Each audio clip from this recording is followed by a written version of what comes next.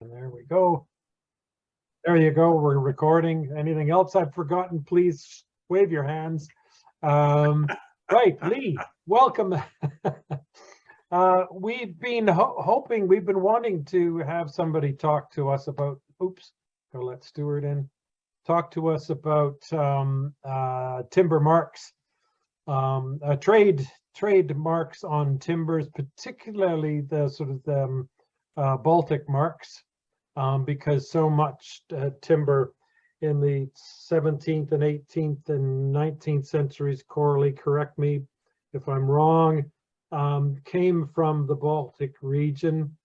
So Baltic timber marks on imported timber is a very important topic for understanding sort of wooden built heritage in the UK and also throughout Europe. So we're very lucky to have Lee Prosser talk to us today. Lee is he's a PhD. He's an archaeologist. He's also a curator for historic royal palaces in the UK. He's led projects at Kew Palace, Kensington Palace, and has written numerous papers on numerous subjects. Too many for me to go into at the moment, but you can find them on the web. And I'm rabbiting on, so we must move on. Lee, I'm going to try and share the screen now. I've got to let some more people in. And here we go. And there's Lee's slideshow. Can you all see that? Yep, that's good. Yep. Yeah. Okay, and now I'm going to start the slideshow, which means I'm going to be blind. So forgive me in advance because I can only see one screen at a time. Okay, Lee, thank you very much for speaking. Over to you. Thanks very much. Yeah, it's you have to pay attention to when I want the slide change, though, Doug. You bet. I just want to get rid of all these faces. Everything looks fine from me, actually. But I've got too many faces on my screen. Now it's just got you. Okay, good. Okay. Crack on. So thanks for that introduction, Doug. And you gave a very brief sort of synopsis there of what Baltic marks are. But they basically are marks on timbers that you find either scribed or painted or chalked or penciled or branded. And most of the timber marks that I've been studying over the last 20 years have been quite narrowly dated to between about 1780 and 1840, 1850, something like that. And I think there's a correlation in terms of why we find Baltic marks in England, particularly because that's the area that I've studied, which has to do with the decline of timber supply on the time of the American War of Independence, when American colonial timber is cut off and Canadian timber is not yet ready for exploitation. There isn't the infrastructure there. And the Napoleonic Wars, of course, where Britain then switches to a Baltic source, more sort of southern Baltic, and that is something that then declines in the mid-19th century as Canadian timber comes online and we start to import Canadian timber in large quantities. In the 17th century, quite a lot of our imports are from Sweden, particularly, and that continues, although it seems to decline in quantity in favour of the southern Baltic. So next slide, please. It all began for me. I've been studying Baltic marks on timber in my previous career as an archaeologist, looking at historic buildings, at barns and various other things, and noticing these marks on late 18th and early 19th century buildings, industrial buildings as well, and asking my mentor at the time what they meant. And he said, well, nobody's really ever delved into them. So I decided to go down that route. And one of the first buildings that I looked at when I became curator at Historic Royal Palaces is this one, the Banqueting House at Whitehall, which is just opposite number 10 Downing Street, and is an iconic building in British architectural history because it's built by the great architect Inigo Jones in the early 17th century, but it was completely re-roofed in 1830 by the architect Sir John Soane. Next slide.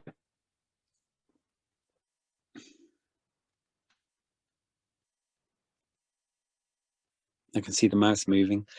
And what you have in the roof is this fantastic, almost as impressive as the room downstairs, actually, this really wonderful roof of 11 trusses of a kind of composite industrial traditional make, which had, instead of king posts, you have these tension rods which come down from a gasket, and then you have outer queen posts of oak and princess posts.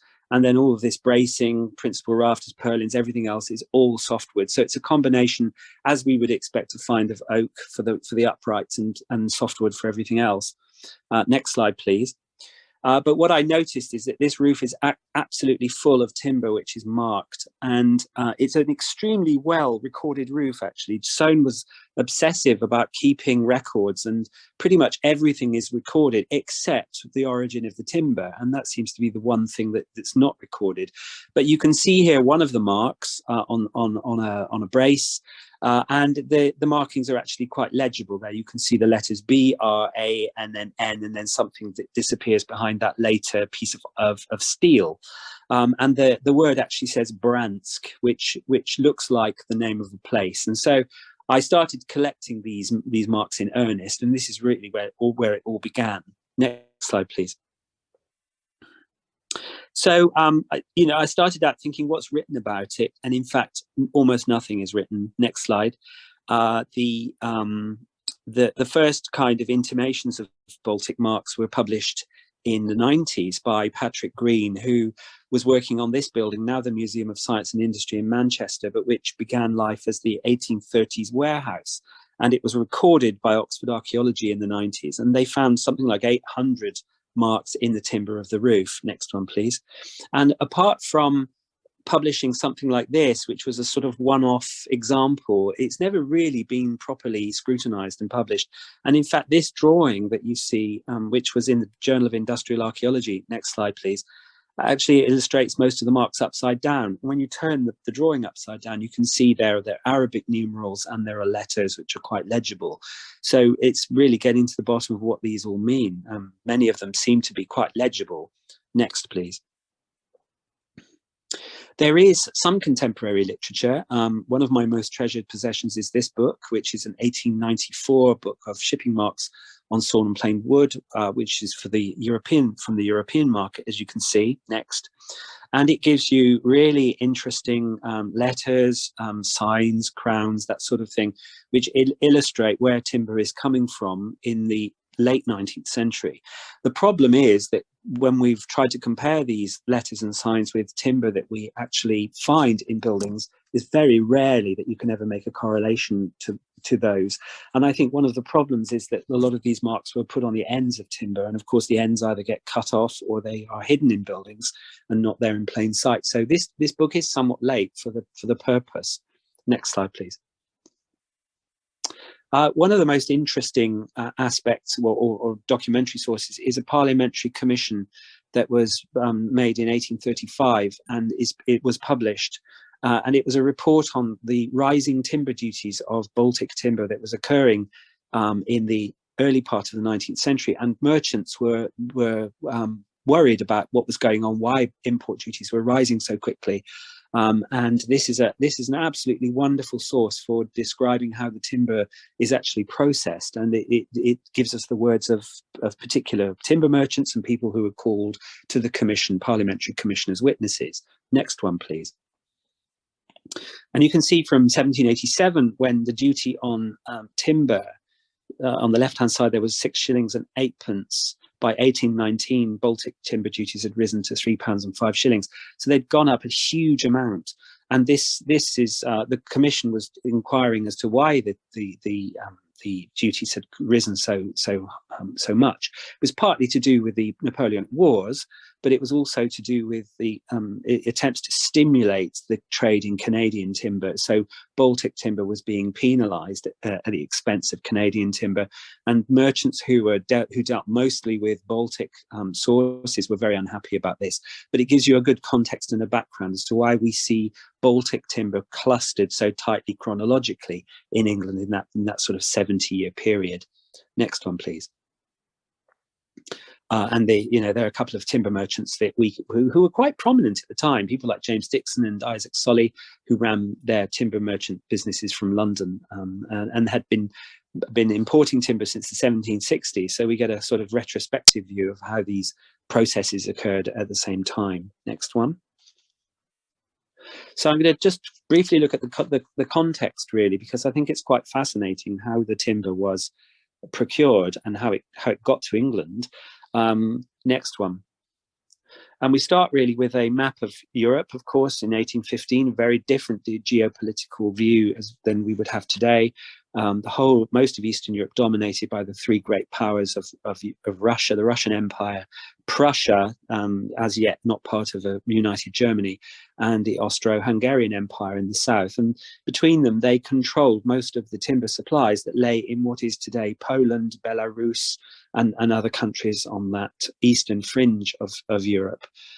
So it's to those areas that we look, and the main ports from which the timber was sent are all along the South Baltic coast there, from Hamburg to Stettin, Gdansk, which of course was called Danzig, and right up to the edge of the German speaking area at Memel, which is now known as Klaipėda in Lithuania. Next slide, please. Here's a view of Memel. Memel was a tiny town. It was pretty much established by English merchants and came into its own as a way of processing Russian timber that came down the rivers, but with Prussian efficiency. It was a town that was just inside the Kingdom of Prussia, and so you have the sophistication of Prussia dealing with timber from Russia, which at the time was not very well developed in terms of its timber industry. It had the natural sources, but it didn't have the wherewithal to actually process them and sell them. Next, please. So you can see here a modern map which shows you how the river systems that were used, and most of this timber, of course, is coming from the deep interiors, the pioneering interiors of Eastern Europe, dense primeval forests, some of which still exist in Belarus today and in Eastern Poland. Particularly, you can see just there on the right, Białystok, which is still a vast forest where the European bison was the last refuge of the European bison before it became almost extinct just at the time of the First World War. But you have this incredible river system of many large rivers like the Vistula and the Bug, and lots of smaller tributaries, all of which were absolutely crucial in procuring the timber, taking the timber down to the main ports in places like Danzig, for example. Next slide, please. And we know that the timber was felled in the winter in the deep forest. Most of the forest actually belongs to the crown, either the crown of Prussia or the crown of Poland, and was managed or also owned by some of the great aristocratic families. There would then be woodsmen who would go into the forests in the winter, would select the trees, and would pay about 1 ducat, which I think was about 5 shillings per tree, would mark them up, and then they would be felled and dragged either singly from the density of the forest or put onto sleds like this and drawn by horse to the frozen rivers, where they would then be made into rafts and would then be floated down the rivers, sometimes taking up to 2 years from the source to the ports for onward sale and processing. Next, please. This is a really interesting painting in the National Museum in Warsaw because it shows you an unknown aspect of the timber trade, particularly in the Russian Empire, which was the involvement of the Jews. And Jewish people were confined to an area known as the Pale of Settlement in the Russian Empire, which included all of these great forests.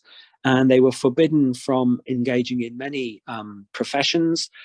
They could mostly only undertake manual professions or be tailors or cobblers and things like that. But one particular profession that they were allowed to operate and excelled in was timber trade. And so many of the trees were selected, were felled, and were then floated down the rivers and processed at this early stage by Jewish communities who lived in small villages known as shtetls in southern Poland. Next one. Quite a lot of the timber seems to have been either roughed out, squared up possibly, or just sent down the rivers as logs.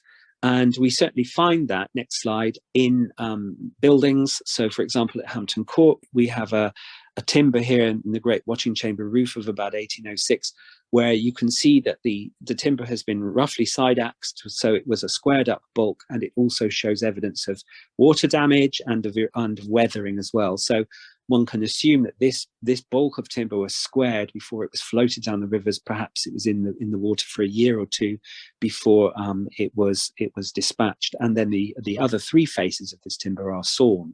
So you have a large squared bulk which preserves one of its original roughly squared up timber faces. Next, please. There was a whole community of people who lived on these rafts. There would be little houses and whole communities, because these things would just ooze down the rivers, these enormous rafts that went on for several kilometers sometimes stopping at an intermediate entrepôts where the timber might be processed a bit more. Perhaps the process of sale might begin, but ultimately they would end up either in the great lagoons of the Baltic, or they would end up in the ports where there would be merchants ready to buy it or to sell it on. Next, please. This was a tradition that carried on until the 1930s. Here's a photograph in the Polish National Archives of a raft with these two huge rudders, guiding it, and it continued until the end to the Second World War, when, of course, the shtetls, the Jewish communities, and the whole industry was completely obliterated by the invasions and the Second World War, and after that was completely lost. Next one, please. The marks themselves, I'll talk about them. I said earlier that we had these sort of combinations of symbols, of legible lettering, and of Arabic numerals, and it really is a case of saying, what do these actually mean? Can we decipher them and work out what they mean? And indeed, I think you can. They can be categorized as emblems of measurement, as what we would call bracks, and sometimes Baltic marks are called Baltic bracking marks or Baltic bracks. They can represent the broker or the merchant or the owner of the timber. They also have been found to represent ships' names and also the destination and the port of origin. So I'm going to go through these and give you some examples of where we see them and what they look like. So the next one, please. First one is measurement, and this, I think, is a very common symbol that isn't confined to Baltic timber. You find it going way back to the 6th, well, I've seen it on 16th century timber in England, which isn't imported, but it's a measurement of cubic volume of the original timber bulk. And what you have here is this sort of like this hash symbol, and then raced individual numerals, Roman numerals, which we can decipher with the help of some of the old books. If you, the next slide, and you can see there that what we have represented on that timber, it looks like 44, probably 44 cubic feet of the original bulk as it was delivered. The interesting thing here is that those hashes, that a 10 is represented where you have a fully crossed mark. So the bottom left, for example, you have one. You can literally count where the numbers, where the stripes cross each other, but where they don't fully cross, like at the very bottom, it's not counted. So you can work out that that's 57 and the one on the right is 74 and so forth. So this, I think, is a universal language and is not just confined to Baltic marks. It may just be random, but nevertheless, we see them in tandem with a lot of Baltic marks as well. Next one, please. Another form of measurement is this, which looks like just Roman numerals. You can see there's an X11, an X, and an X11, so 12 by 10 by 12 perhaps. Of course, we're not looking at the original bulk, we're looking at a remnant of the original bulk, but it nevertheless shows you some of the process of timber conversion and processing. Next one, please. Bracts. Bracts represent a measurement of quality more than anything else, and this is the mark that I showed you first. This is in the banqueting house again, where you have a really nice adzed or side axed piece of timber. It's being converted but marked at the same time, and of course we can tell from the way that these have been raised into the timber that it was done when the timber was fairly green, because it's gone in a nice buttery way. But what we're looking at here is that central full scribe with a little X through it there. If you have the next slide, please. And we can go back to some of the literature to show you that marks which show the origin of the timber. So here, Danzig, Memel, and Stettin are represented by these particular marks. And look at the one at the top left, which is a Danzig mark. And then next slide, please. And we go back and we can see that that X represents a Danzig mark. And this is by far the most common. The mark of port of origin is also a measure of the quality of the timber. So it's possible that that mark extended further down with a second or a third X representing crown, middling, or first middling timber. And of course the timber has been cut so that we only get a part of the mark. But we very often see the Danzig mark, and it's probably based on the coat of arms of the city. Next one, please. Other books show us Riga marks, where you have Memel, Stettin, and so forth. They're much more difficult to spot because they're more like just ordinary marks, you know, assembly marks or something else. Riga, we're just beginning to think we spot Riga marks, but I think further down the line, when we understand these marks a little more, we'll be able to recognize the distinction between Memel and Stettin. Hopefully, but for the moment the Danzig mark is the one that really sticks out the most and is most readily apparent. Next, please. This is just a little granary that I did many years ago, falling to pieces, and I think it was saved by the fact that it was going to be tipped onto a bonfire, probably 1840, something like that, but it was saved by the fact that we found a Baltic mark in it. The owner was quite entranced by this. So we have a look at the next slide. And here is the Baltic mark.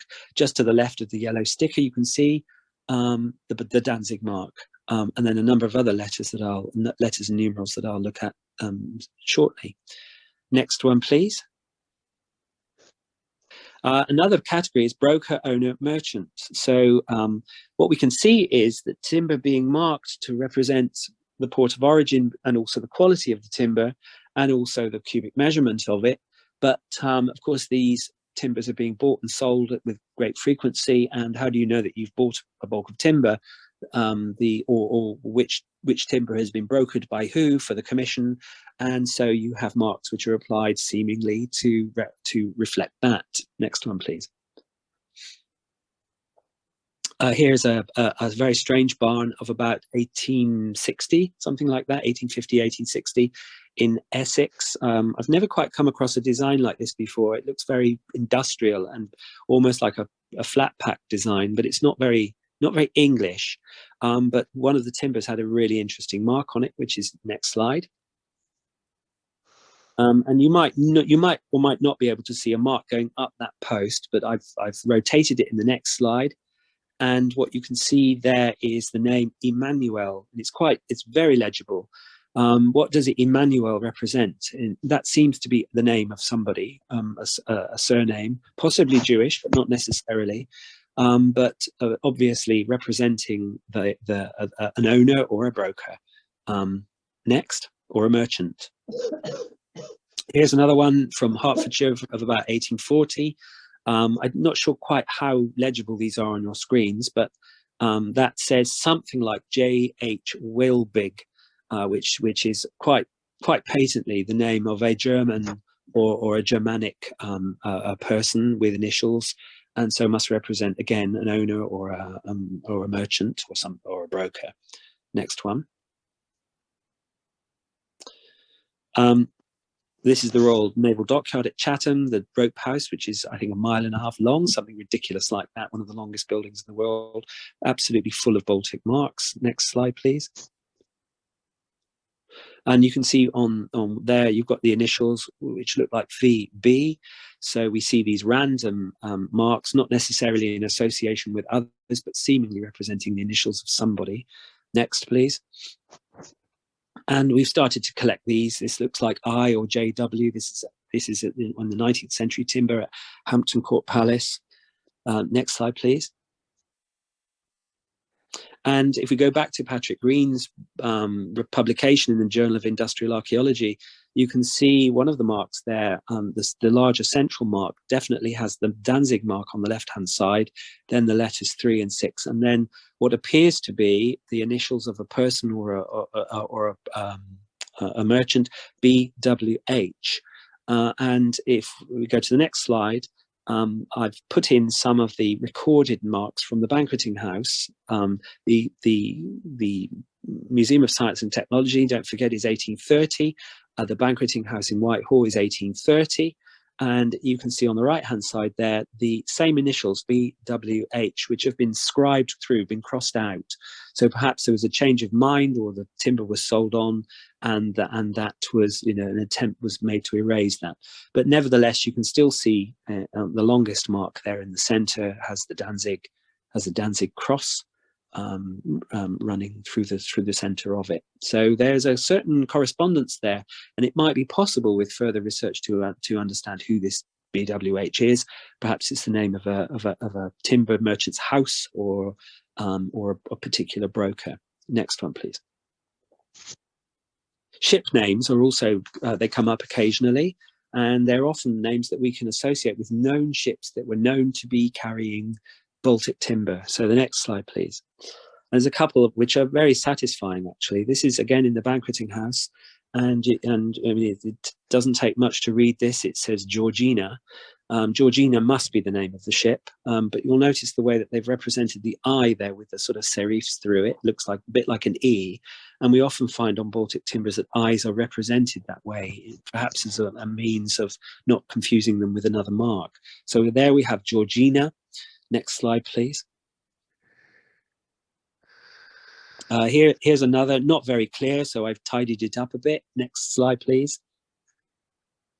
And you can see there, it looks like Kaharena, but actually it's Catherine with the strange I, and the top of the T obviously cut off when the timber was converted. Next, please. This one appears to read Wilhelm, so possibly the name of a person, but more likely to be the name of a ship. Next one. And this one's a palimpsest, so we have one mark already there. You can see with rather large race knives, nut and it scribes across, and then a second one put on top. Next slide, please, which reads Amaranth, and Amaranth is the name of a ship. We can look through old newspapers. Next slide, please. And we can see there's an account from 1837 for the Amaranth, which appears to have gone amiss. So it's a long process, but you can often correspond the date of these timbers, if you know them, with the name of a ship of the time, which appears to be plying the trade between the Baltic and England. Next slide, please. Destination and port, I think, is another one, although this is still open to question whether the destination was ever represented. But the next one, I was sent this a few years ago. This is from a barn. 2 pieces of timber that then were put together in drawing form and read the word Manchester.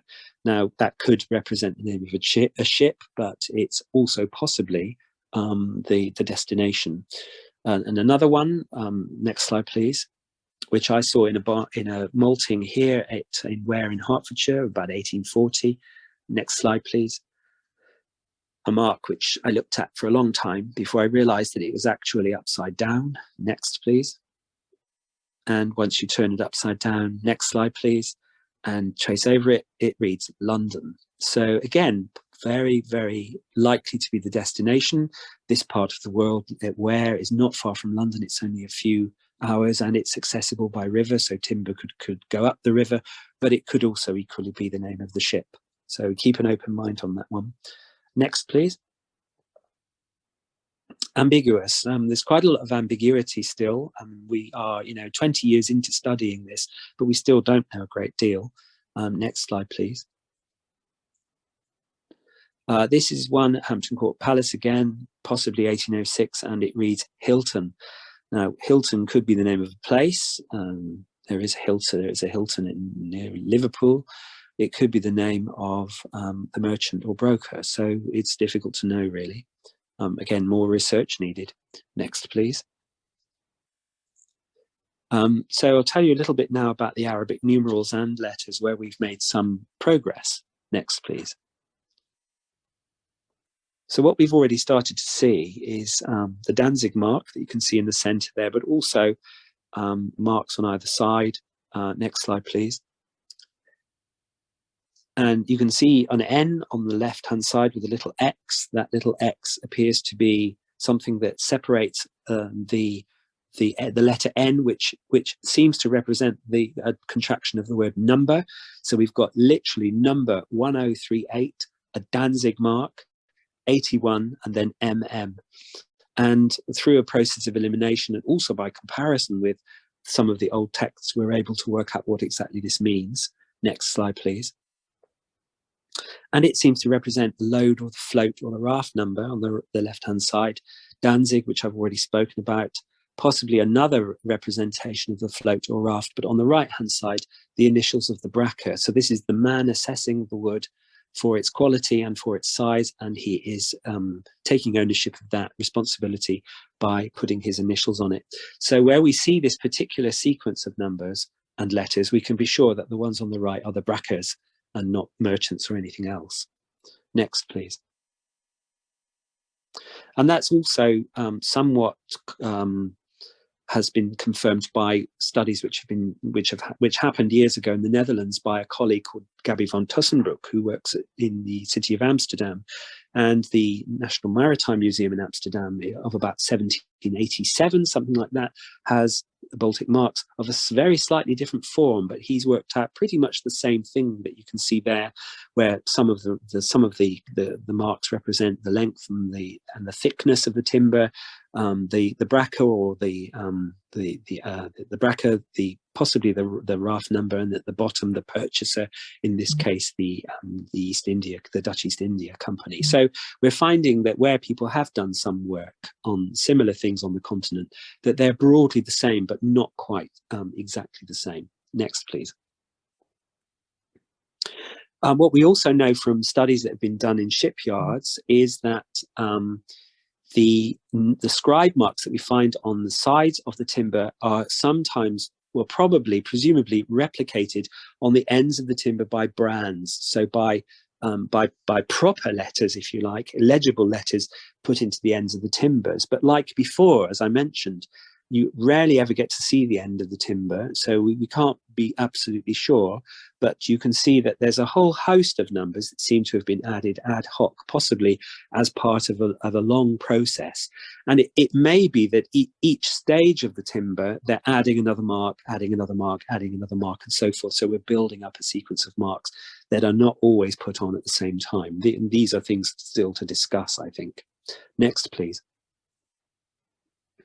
The British shipyards and naval shipyards also have documents like this which confirm what they're doing, and these are instructions that were made to put the name of the initials on it, together with the length, the breadth, thickness, the progressive number, and the contents, and so forth. So it's absolutely what we would expect to see, what we're seeing here in the shipyards, where they're building the ships and processing the timber slightly differently. They're doing as part of this general processing of timber from source to the final timber yards in London or Liverpool or wherever they come to. Next, please. And that's certainly borne out, for example, here at HMS Victory. We found, well, I spotted these marks, and I asked the curator at HMS Victory what they were, and he said they're shipwrights marks. But next slide, if we colour them up, they look as much like Baltic marks as they do shipwrights marks to me. We've got number 1954, an X. Not quite sure what some of the other things mean, but they may be parts of the cubic volume. And what this may represent is the repair of HMS Victory after the Battle of Trafalgar with Baltic timber. So I think that there are, still lots of things to learn about the processing of timber in these contexts. And certainly there is a great crossover between shipyards and the timber trade in general. Next, please. But we see them everywhere. Every building I go in, I'm scouring for them, and I invariably find these marks, sometimes only one, sometimes many. This is the roof of the Royal Tennis Court at Hampton Court, a wonderful roof which was tree ring dated a few years ago to 1636, so is a very important Inigo Jones roof, but was repaired in the early 19th century, if we look at the next slide. And on a lot of the repaired timber, you can see their number, if I read, I can just about read it, number 479, and then further along another number, and then further Arabic numerals. So it's exactly the sort of thing that we would expect. Next, please. Some defy interpretation. We'll quickly go through these. So, it's the people send me marks, say, what do they mean? I don't always know what they mean, but I can give it a good shot. Next, please. This is at Chatham Naval Dockyard, the covered slip of 1846, perhaps one of the last great timber buildings ever built in England before the advent of iron. And the covered slip stands next to a second building built only 10 years later, which is entirely of cast iron. So it represents the last kind of gasp of this tradition. And those timbers, if you've ever been there, are absolutely covered in marks of some kind. Next, please. But they're very unusual. They're not quite the orthodox sort of markings that we find. So I still don't know what these mean, but it's a case of collecting them and then trying to work out possibly a decipherment. Next, please. Similarly, there are marks which look like Baltic marks, and there you seem to have the Danzig mark, but they're not quite right. And we know that there were attempts to import cheap timber and pass it off as a Baltic timber. So it might be that these are actually fake Danzig marks that were applied to timber in order to make it look more, or to sell it at a more expensive rate. And similarly, we know that Baltic timber, when it attracted high duties, was sometimes floated all the way to Canada and back again and passed off as Canadian timber. So there are a lot of nefarious practices going on in the timber trade in the 19th century. Next, please. Other forms of marking, of course, are present. I've mostly concentrated on scribed markings made with a raised knife, and that's because they're the most visible and they survive the most frequently. But we do see other types of markings, although they're much rarer. So I'll quickly whiz through those. Next, please. White paint is one, but so few of these have so far been collected that I'm not sure what they mean, or whether they copy the form of the scribed marks that we were seeing. So here on the Isle of Man. Next, please. Here at the Chelmsford Quaker Meeting House of 1827, very nice to have a firmly dated building with a roof. Next, please. All of softwood and all clearly of Baltic origin. There we found marks, both scribed, but also, next, please, painted in red paint. You can see the underside of that timber there. With red paint, and so it really took a sort of the eye. You get your eye in to see these. It would be so easy just to pass over them and not see them. And if we rotate that mark and look at it square on with the next slide, we can see that it reads, well, you may be able to read it, you may not, but it says Sprinc, S-P-R-I-N-C. So Sprinc might be the name of a place, it might be an abbreviation of some kind, but we also see it scribed. So if in the next slide, we've got a scribed mark at Hampton Court Palace in the tennis court roof, and you can see there Sprinc, the same thing. So it looks as if some marks come in both scribed form and painted form, and it could simply be that a lot of the painted marks have disappeared. They've just worn off, or they came off in the water. Who knows? Next, please. Here we have a good example of marks which are scribed on the left, and the same marks are replicated in white paint on the right-hand side. Chalk is also a common form, and pencil as well, although much fainter, much more difficult to find and to read. Next. And then by the 1840s, and I said at the outset that I tend to find a very tight chronological time frame for these marks, which seem to be about 1780. In all the timber I've ever looked at before 1780, despite looking, I have come across some marks, but on the whole, they don't seem to make any sense. And then after about 1830, 1840, they seem to die away. And to me, that seems to suggest changing economic conditions and possibly the switch to new sources of timber. This is the roof above the chapel at Hampton Court Palace. I apologize for showing so many royal buildings, but the timber is of the same source as a humble barn. This roof was built in 1845 as a replacement of an earlier roof, and there we have branding on the timber. Next slide, please, with the royal cipher. I think I'll look at the next slide. And that's the royal cipher of Queen Victoria and the crown. And I wonder, I'm not sure, but I wonder whether this represents colonial American timber, whether it's Canadian, in fact, or from some timber source within the British Empire. So there's a definite switch over, and Baltic origin timber seems to just die away in the later 19th century as new sources come on stream. And try as I might, in most late 19th century buildings I've looked in, I have never found genuine Baltic marks. Next slide, please. So occasionally we come across these sort of special moments, and I just wanted to share a few of those with you. Next slide. This is a roof at Buckingham Palace. There's not very much timber in Buckingham Palace. It's a fireproof building. And you can see even this truss is standing on a big piece of cast iron, a big cast iron joist on the right-hand side there. But this is above the main portico within the courtyard, which really is about the only bit of wood in the palace. Everything else is made of iron.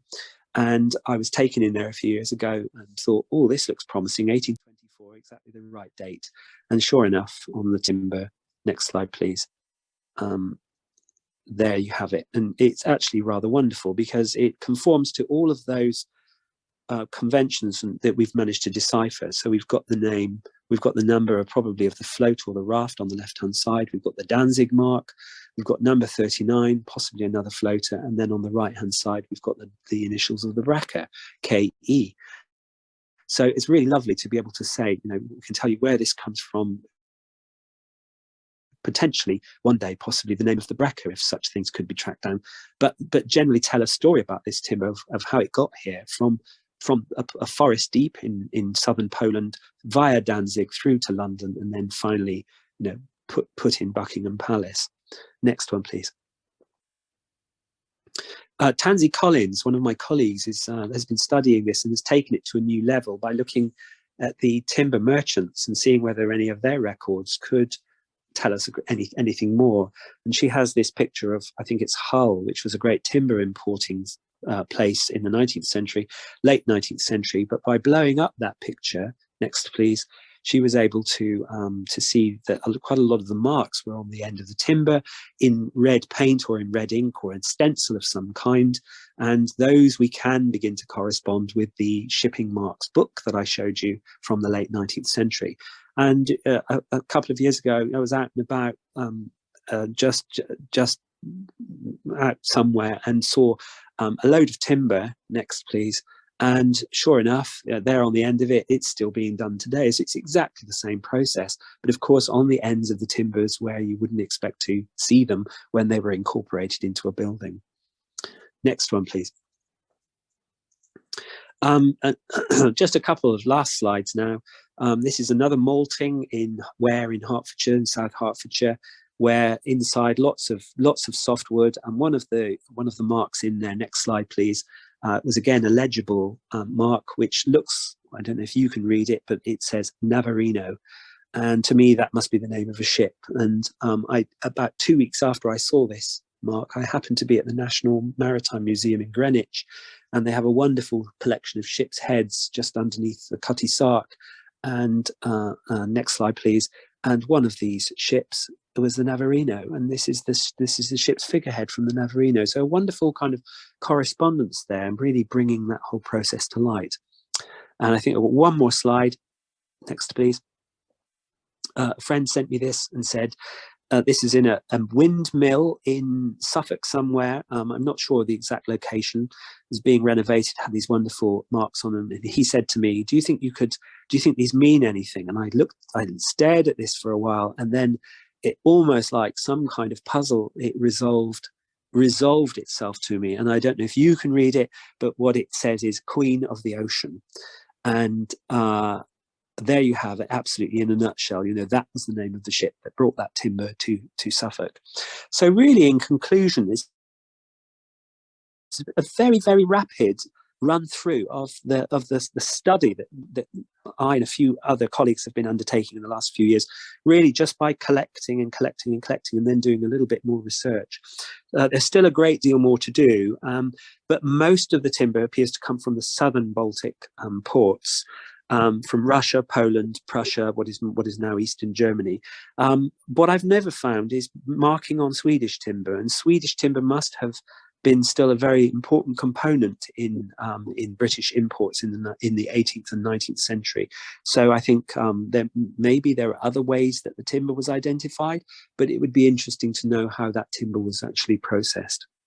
But what it means at the end of the day, what we've been able to reveal is that there appear to be marks put on timber at every meaningful stage of the process, from the time it was marked up as a standing tree in the forest to the time when perhaps it was sold in a timber yard in London.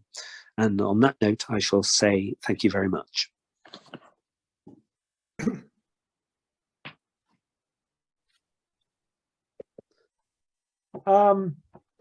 Lee, brilliant. Thanks so much. I don't know.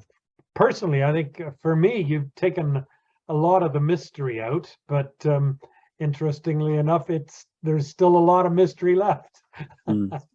So great presentation. Thanks so much. Marta, this will be a good question, I'm sure. Yeah, thank you, Lee, very much. What a wonderful presentation. I mean, I'm a dendrochronologist, of course, and I've come across this type of marks, but indeed, sometimes when you see them up close, you cannot make anything of it. And then you look back and take photos and scrabble and turn them around. But so my question was going to be, has there been any systematic, or do you work with any dendrochronologists, or are those specific timbers dated by dendrochronology? Because it would be fantastic to have not only the exact date for them, but also the provenance of the wood, because then that would complete your story, I can imagine, with the shifts of sources and everything. And there are now really good reference chronologies in the Baltic states. So, I mean, it would be really easy to get this done. When I find these timbers in the royal palaces, which is my main job, then I'm always keen to use. I mean, we use Dan Miles to try and date them. But the 19th century Baltic timber has always been disappointing. So an example I could show you is the orangery at Kensington Palace, which has a roof of 1705. Which was 2/3 of which was replaced in about 1805, all with Baltic pine. And so I got Dan to date the two sides of this roof. The early 18th century timber came out precisely and was Swedish, southwestern Sweden. The Baltic, he couldn't tell me, it didn't date. Yeah, so it's been persistently disappointing for us. And then, of course, on many buildings, people don't bother to tree ring date 19th century because they're only 19th century. So why bother? And it's getting that message across that this is actually improving our knowledge of these timber trade networks. Yeah, so I've got very good news for you, because our colleague in the Netherlands, Paul Borgerts, has been persistently and obsessively coring farms, Dutch farms made of conifer wood, and they date indeed from mostly from the late 17th until the 19th century, well up till the 19th century. So he has developed, I mean, he cored like a maniac past 7 years, and thanks to that, he's developed these fantastic reference chronologies.